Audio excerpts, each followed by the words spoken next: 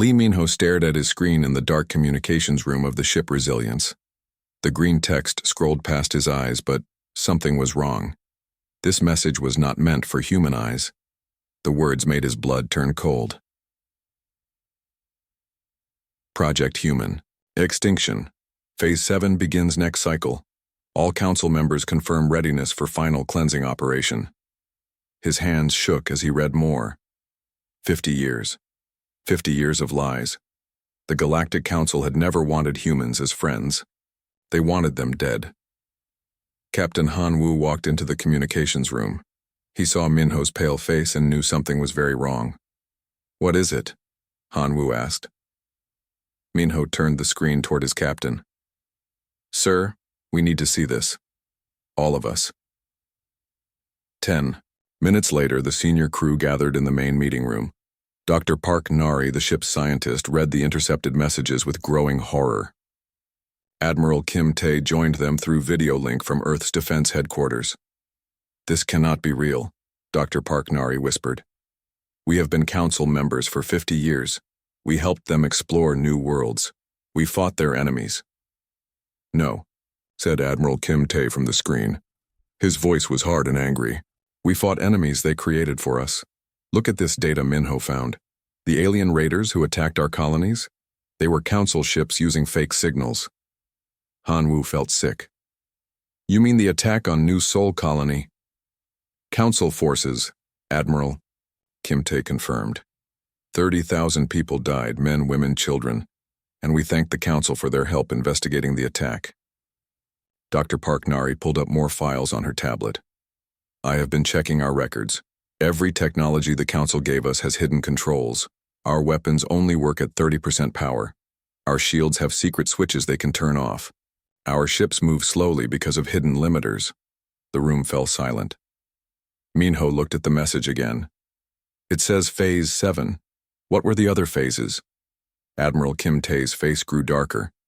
"Phase 1 through 6 were weakening us, making us depend on them, stealing our best minds and our resources. Phase 7 is killing everyone left." Han Wu stood up fast. "How long do we have?" "The message says next cycle. In council time, that means 7 Earth days," Minho answered. 7 days to warn 4 billion humans across 50 star systems, Dr. Park Nari said. "Using communication systems the Council can monitor and cut off." Admiral Kim Tae leaned forward on the screen. "Captain, Han Wu, you need to get off Nexus Prime now. If they know you have seen this information, they will kill you all." Han Wu nodded. "Minho, send a coded message to Earth. Use the old radio signals, not the Council networks. Tell them code black. Dr. Park, copy all this data. We leave in 1 hour." "Captain," Dr. Park Nari said, "there is more. The Council thinks humans are too dangerous to live. They call us an aberrant species in these files. They say we adapt too fast and fight too hard." "Good," Han Wu said coldly. "They are about to learn just how dangerous we can be."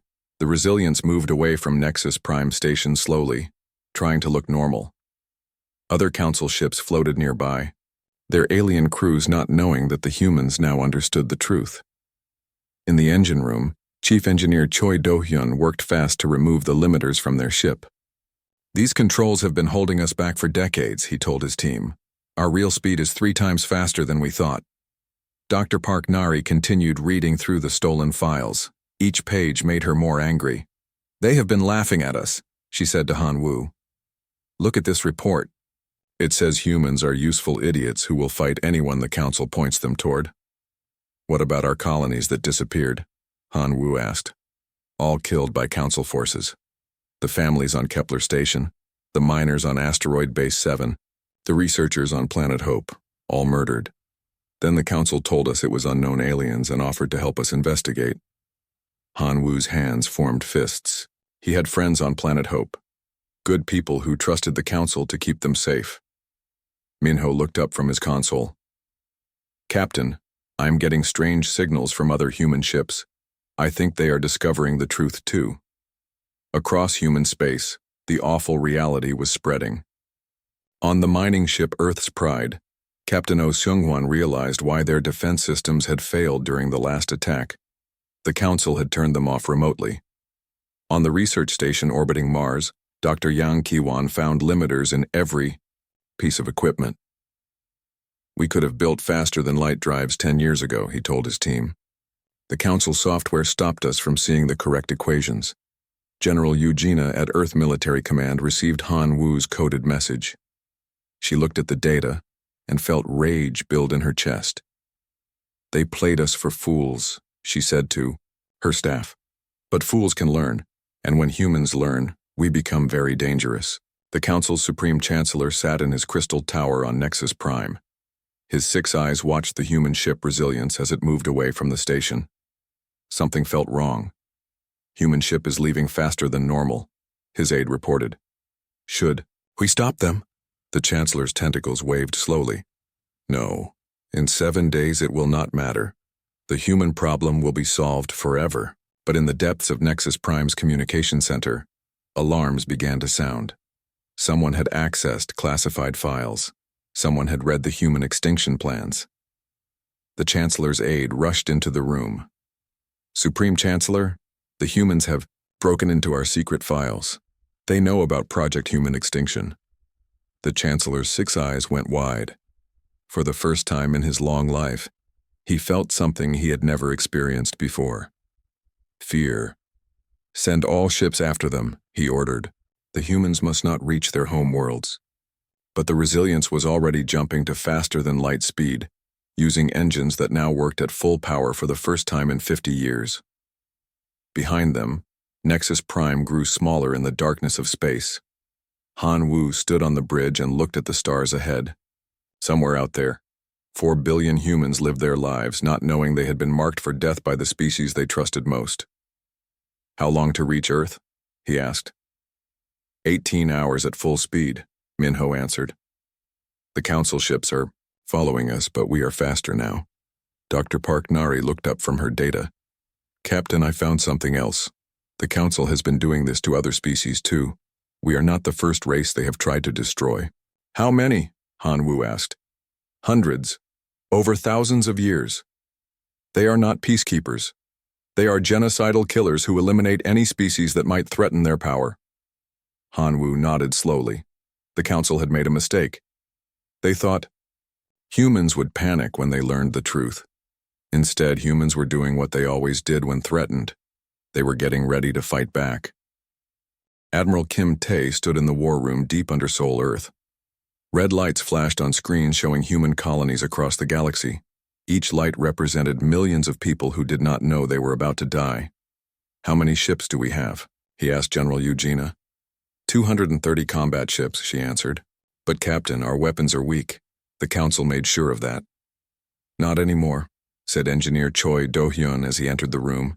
His clothes were dirty from working in the shipyards.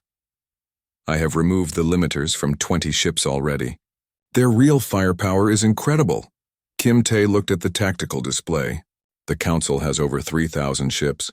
Even with our real weapons, we are outnumbered 15 to 1.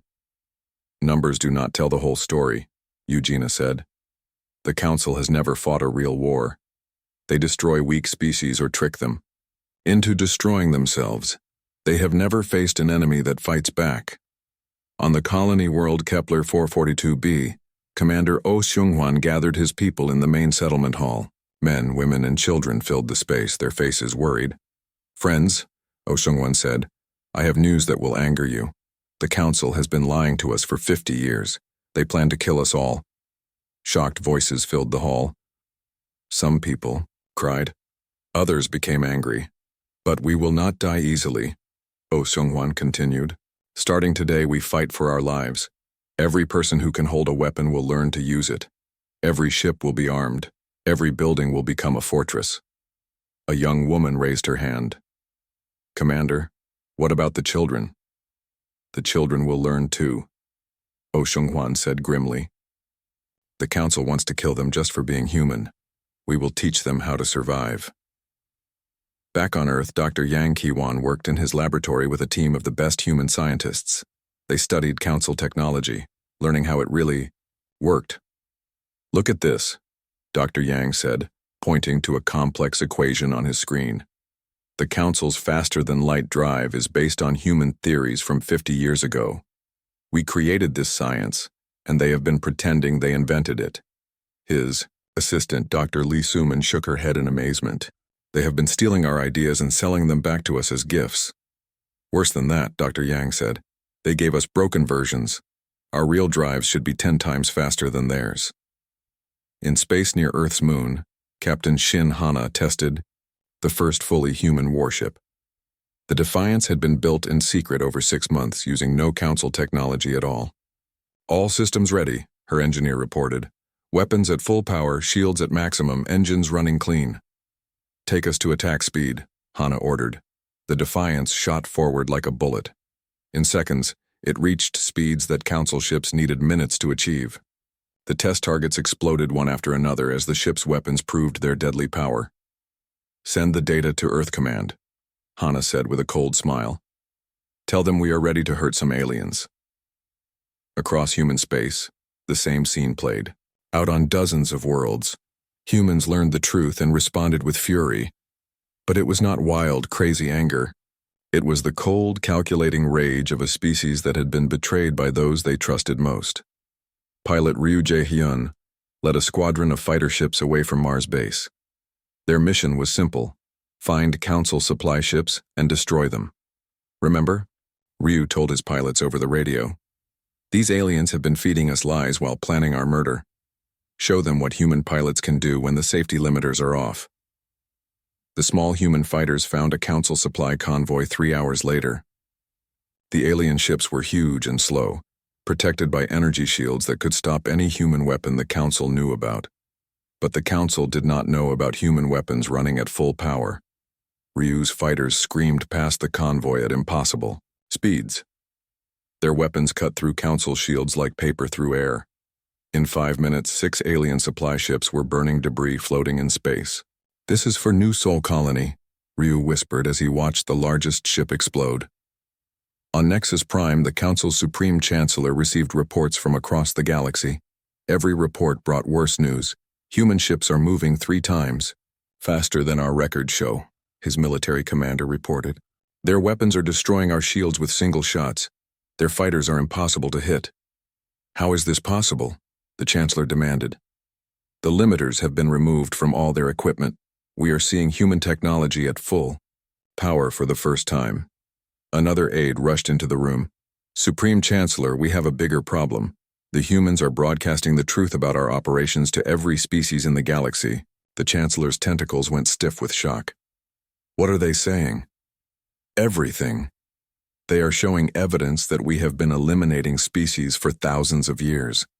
They are proving that we created fake enemies to control our member races. 17 species have already declared independence from the Council. Intelligence Officer Bae Junsu sat in a secret communications center on Earth's moon.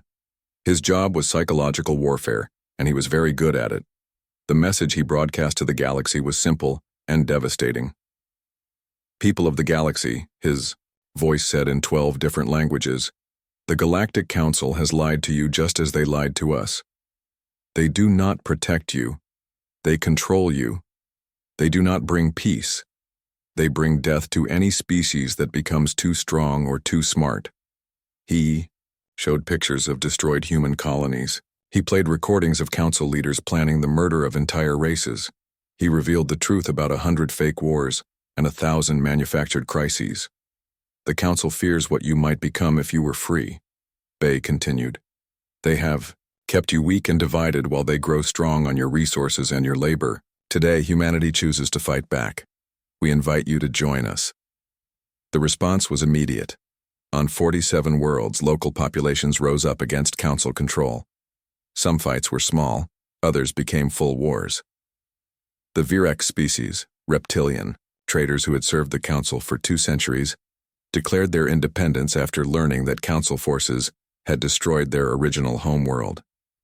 The Keth, insect-like builders, stopped work on all Council projects and sealed their tunnels.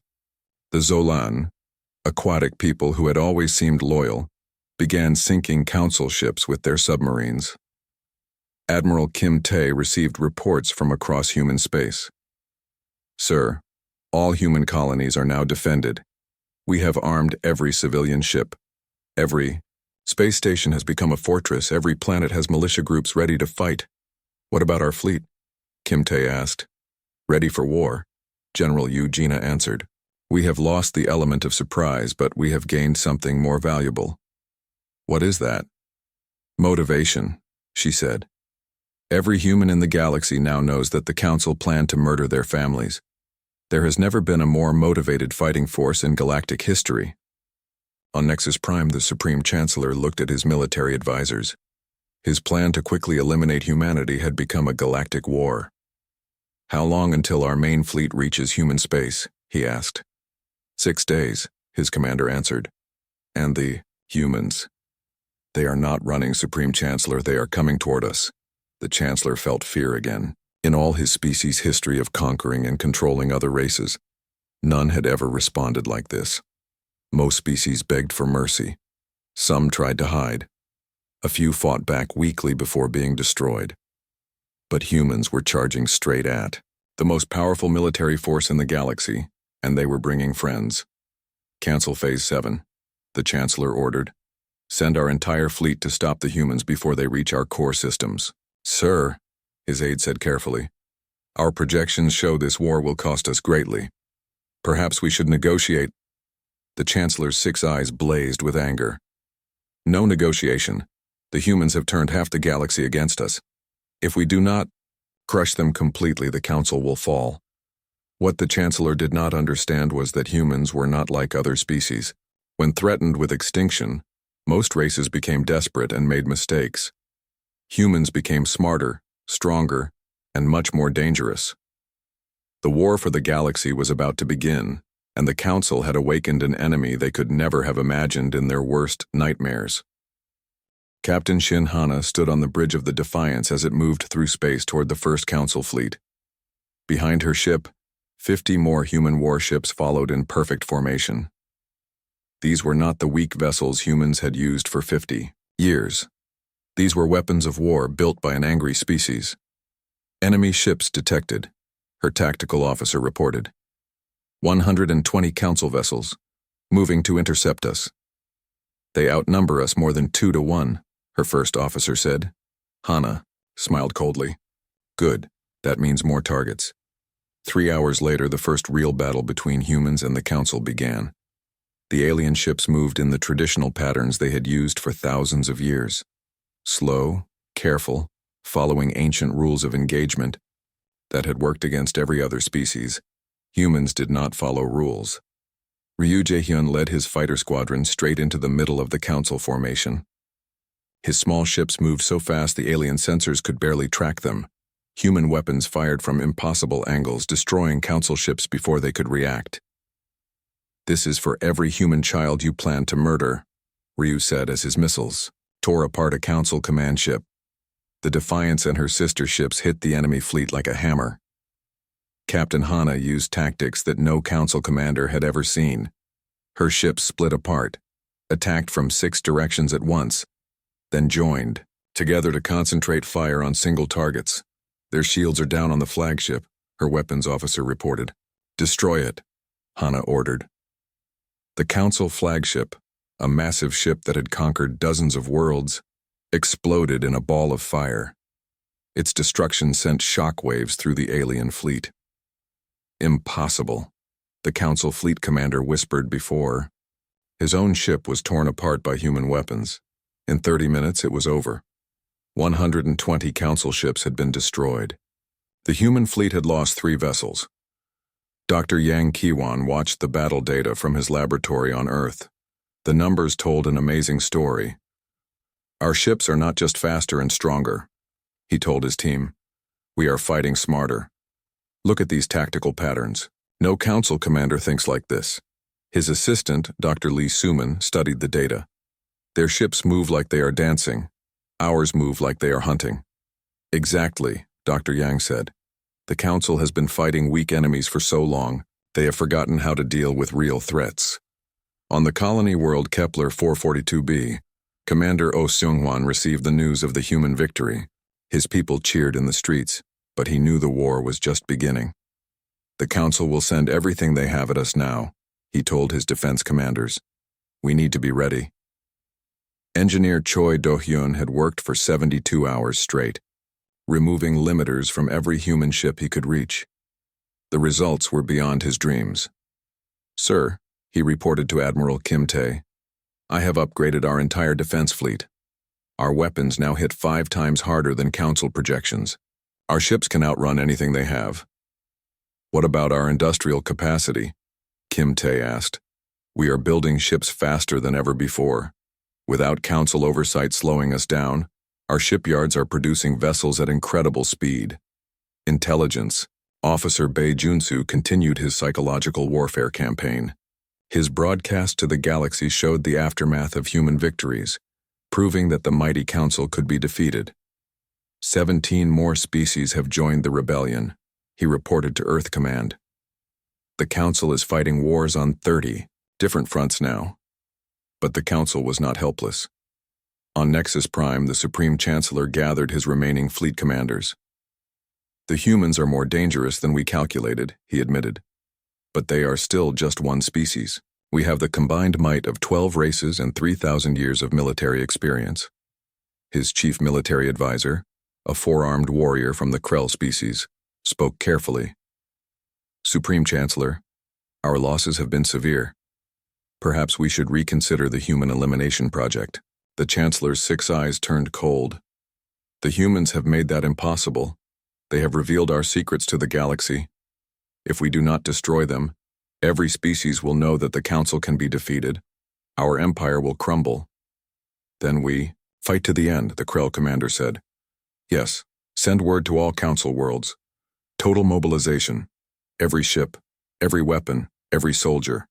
The humans want a war. We will give them extinction. Captain Lim So-young led her Special Forces team through the corridors of a Council research station. Their mission was to capture alien scientists who had worked on anti-human weapons. Remember, she told her soldiers, we need them alive for interrogation. These people helped plan our genocide. The Council guards fought hard, but they had never faced human special forces. Lim's team moved like ghosts, appearing from nowhere, striking fast, then vanishing before the aliens could respond. Target secured, she reported as her team captured the lead scientist. Beginning extraction, the information they gathered from captured Council researchers was terrifying. The aliens had not just planned to kill all humans. They had designed biological weapons specifically to target human DNA.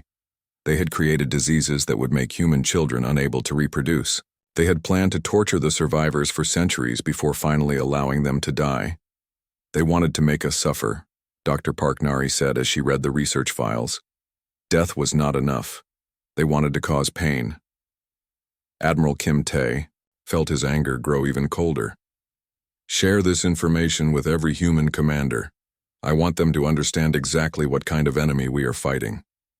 The war expanded across the galaxy. Human fleets struck at Council supply lines, destroyed alien shipyards, and liberated species that had been enslaved for generations.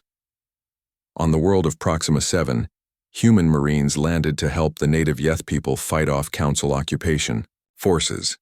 The grateful aliens had never seen warriors like the humans. You fight like demons, a Yeth leader told the human commander, but you protect the innocent like angels. We fight like humans, the commander replied. That is enough. General Eugenia coordinated the overall war effort from Earth's command center.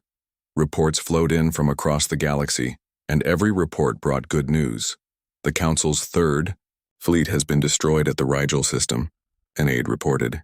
Human losses were minimal. The alien base at Wolf 359 has surrendered, another aide said.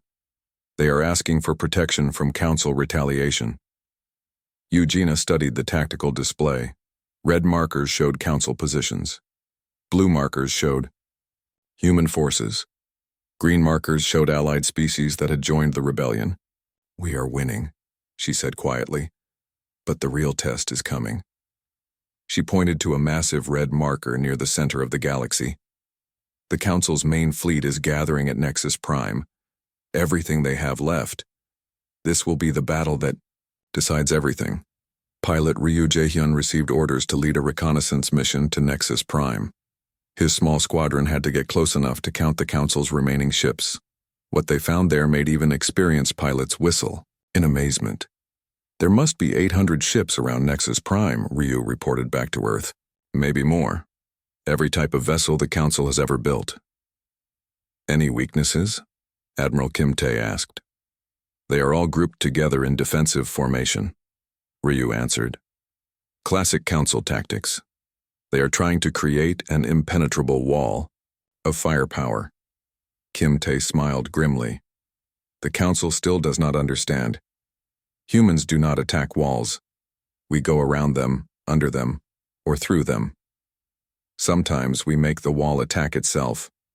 Dr. Yang Ki-wan had been working on a new weapon system based on captured Council technology.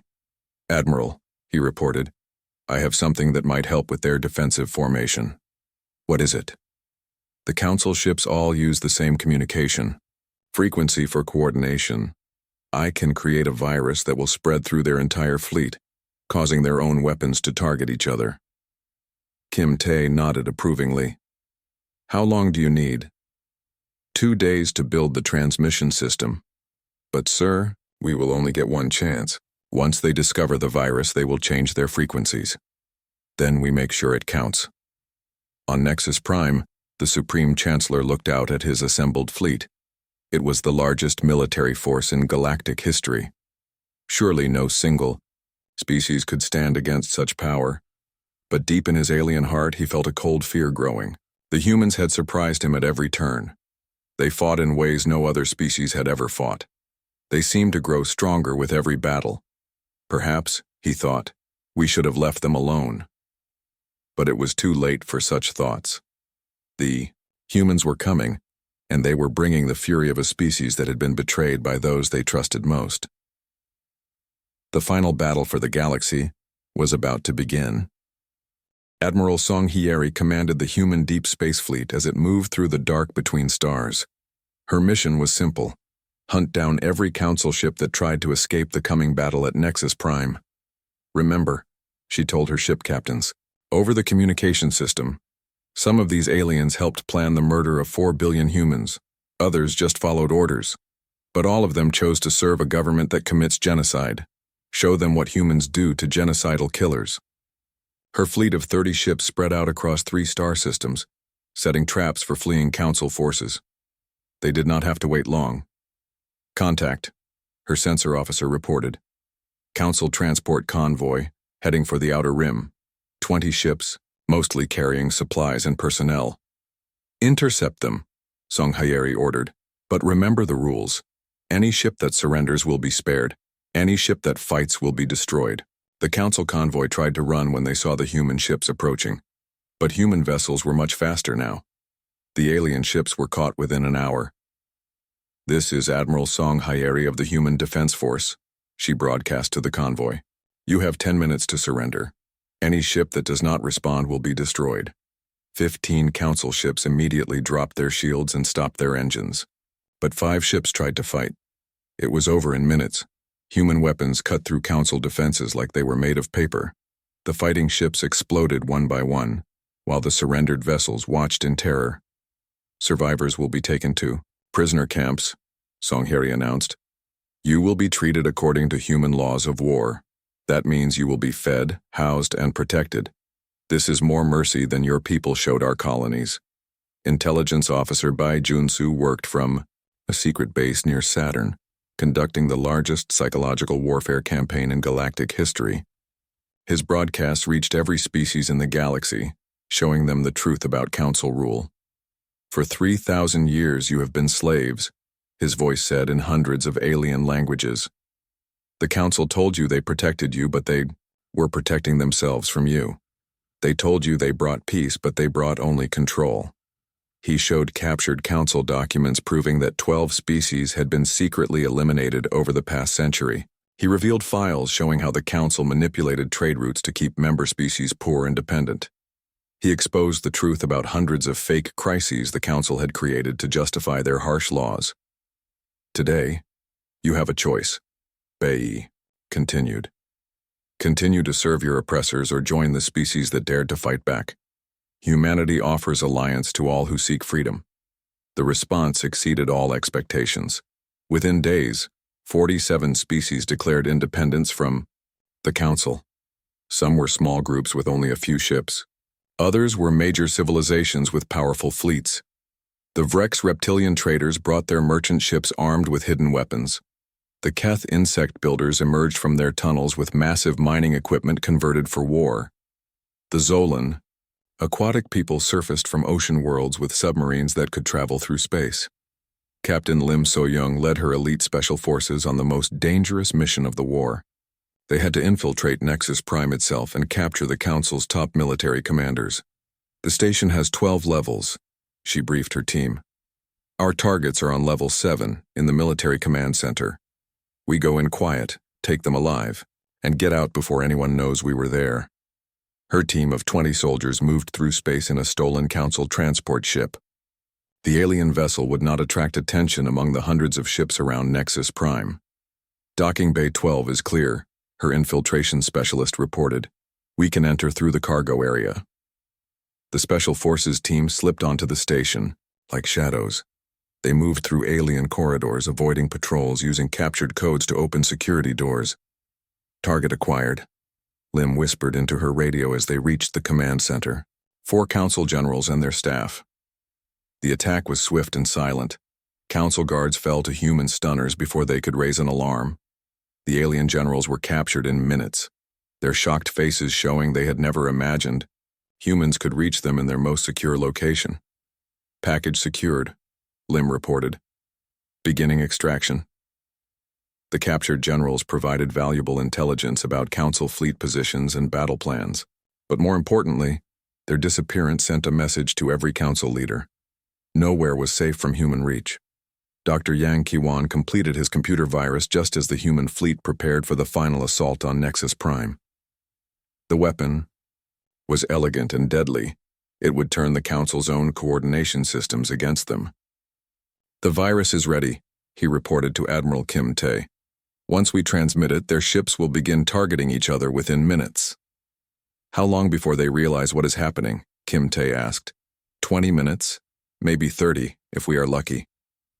But by then their fleet formation will be broken. That will have to be enough, Kim Tae said. Begin the transmission.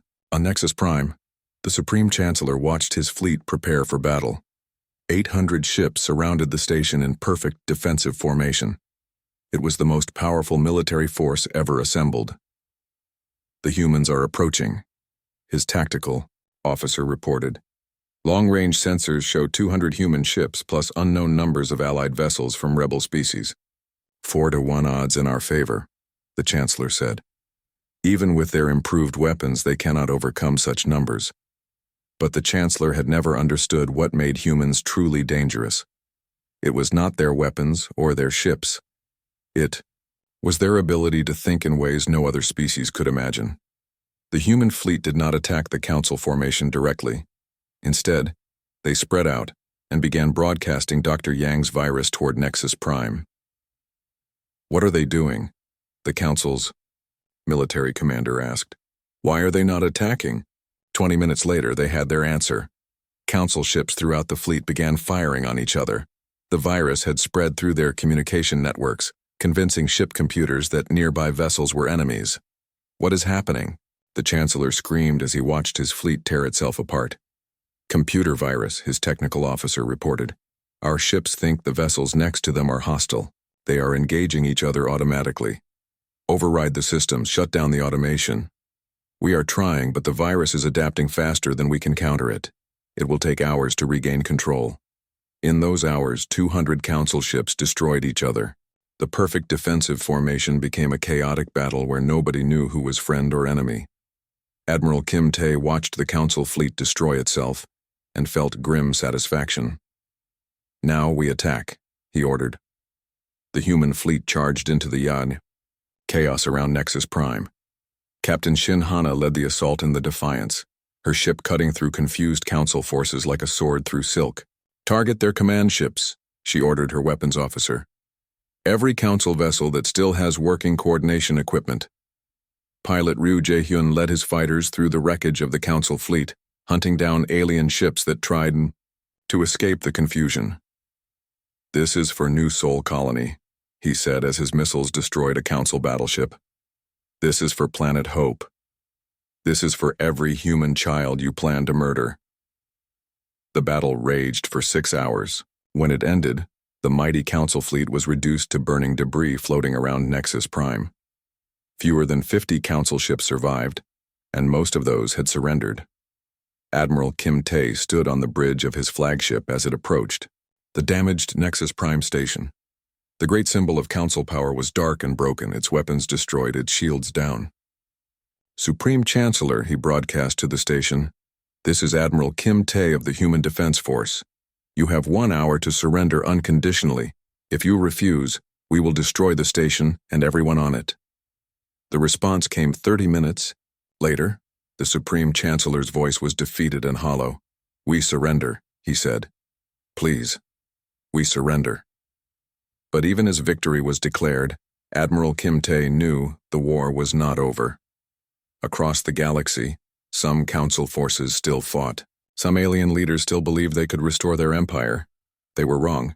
Humanity had tasted victory, and they would not stop until every genocidal killer was brought to justice. General Park Ji-hoon received his orders as the Battle of Nexus Prime ended. His mission was to hunt down the remaining Council war criminals who had fled to the edges of the galaxy. "Find them all," Admiral Kim Tae told him. "Every leader who planned human extinction, every commander who destroyed our colonies, every scientist who designed weapons to torture our children. Find them and bring them back for trial." Park Ji-hoon nodded grimly. "It will be done, sir. Justice will be served." The Galactic Council, which had ruled for 3,000 years, was broken. But humanity's work was just beginning. They had to build something better from the ruins of the old order. Something that would ensure no species would ever again face the choice between slavery and extinction. The galaxy was about to learn what humans could build when they were no longer held back by lies and limitations. President Kwon Min-jae stood in the ruins of the Council's Supreme Hall on Nexus Prime. The great chamber where galactic law had been made for 3,000 years was now empty and dark. Broken crystal pillars lay scattered across the floor like the remains of a fallen empire. "So this is where they planned our extinction," she said quietly to Admiral Kim Tae, who stood beside her. "Yes, Madam President. In this room, 12 species voted to murder 4 billion humans. They treated it like routine business." Kwon Min-jae walked to the center of the chamber where the Supreme Chancellor's throne had once stood. The massive chair was now shattered, its crystal surface reflecting the emergency lights in sharp fragments. "What do we do now?" she asked. "We have won the war, but winning is the easy part. Building peace is much harder." Around the galaxy, human fleets continued their work. General Park Ji-hoon led the hunt for remaining Council war criminals with cold determination. His ships tracked down fleeing alien leaders one by one. "Target located," his intelligence officer reported as they approached a hidden base near the galactic rim. Former Council military director Veltar and his staff. "They are trying to organize resistance cells. Surround the base," Park Ji-hoon ordered. "No one escapes. These people designed biological weapons to target human children.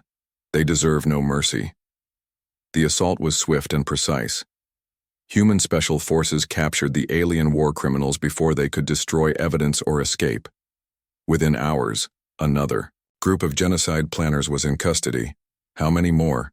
Park Ji-hoon asked his aide. 17 major targets still at large," came the reply. "But we will find them all." Ambassador Seo Woo-sung faced a very different challenge. His job was to convince dozens of alien species to join a new galactic government based on human principles of equality and freedom. "We do not want to rule you," he told a gathering of alien diplomats on the neutral world of Haven Station. "We want to work with you as equals." A reptilian Vrex representative spoke up. "Why should we trust you? The Council promised peace and protection too." Seo Woo-sung nodded understanding. "Because we are offering you something the Council never did. Real independence. The right to govern yourselves. The right to defend yourselves. The right to say no to us if you disagree with our decisions." An insectoid Keth delegate clicked its mandibles skeptically. And if we become a threat to human interests? Then we will compete with you fairly, Sio Wusung replied. We will not lie to you, manipulate you, or plan your extinction. Humans believe that diversity makes the galaxy stronger, not weaker. The negotiations were long and difficult. Many species had lived under council control for so long, they found it hard to believe any other way was possible. But slowly, carefully, the framework of a new galactic confederation began to take shape. Dr. Yang Kiwan worked with teams of scientists from dozens of species to share technology freely for the first time in galactic history. The results were amazing. Look at this, he showed his human colleagues. The Zolan have developed underwater cities that could work in space. The Keth have mining techniques that could revolutionize asteroid operations. The Vrex have trade algorithms that make our computers look primitive. And we have faster-than-light physics that none of them ever learned, Dr. Lee Suman added. The Council kept us all stupid by preventing us from sharing knowledge. Not anymore, Dr. Yang said. In 5 years, the technology level of the entire galaxy will advance more than it has in the past 1,000 years. Captain Shin Hana commanded the new Galactic Patrol, a force made up of ships from many species working together to keep peace and protect trade routes. Her flagship Defiance had been joined by vessels from 12 different worlds. Pirates attacking the Altair trade route, her communications officer reported. Mixed force of council holdouts and criminal gangs. All ships, this is Captain Hana. We have criminals threatening innocent merchants. Time to show them what happens when you prey on the weak. The patrol fleet responded to the attack with overwhelming force, but unlike the old council forces, they offered surrender terms and treated prisoners fairly. Word spread quickly through criminal organizations. The new galactic order would not tolerate piracy, but it would show mercy to those who gave up peacefully. Captain Lim So-young led a different kind of mission. Her special forces had been tasked with rescuing survivors from worlds the Council had supposedly lost to unknown enemies.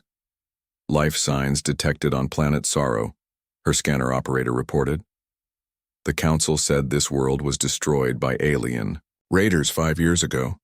How many survivors? Lim asked. At least 10,000. They are living in underground shelters. When Lim's team reached the surface, they found the truth. The alien raid had been a council attack designed to steal the planet's rare minerals. The human colonists had been left for dead, but they had survived by hiding in caves and tunnels. Help is here, Lim announced as her soldiers emerged from their landing craft. You are safe now. The council is gone. The rescued humans wept with joy and relief. They had lived for 5 years thinking the rest of humanity had forgotten them. Learning that their suffering had led to the Council's destruction gave their pain meaning. Intelligence officer Bei Junsu now had a different job. Instead of waging psychological warfare, he broadcast truth and hope to the galaxy. 1 year ago, his voice reached every inhabited world. The galaxy was ruled by liars and killers who kept you weak and afraid. Today, 67 species have joined the new Galactic Confederation as free and equal members. He showed images of the first interspecies colony, where humans, Vrex, Keth, and Zolan worked together to build something none of them could have created alone. This is what the galaxy can become when we choose cooperation over domination, truth over lies, and justice over oppression. But not everyone was happy with the new order. Some council species had benefited from the old system and resented losing their privileges. Some criminal organizations found it harder to operate under human-led patrol forces. Some alien leaders preferred the certainty of authoritarian rule to the messy complexity of democracy.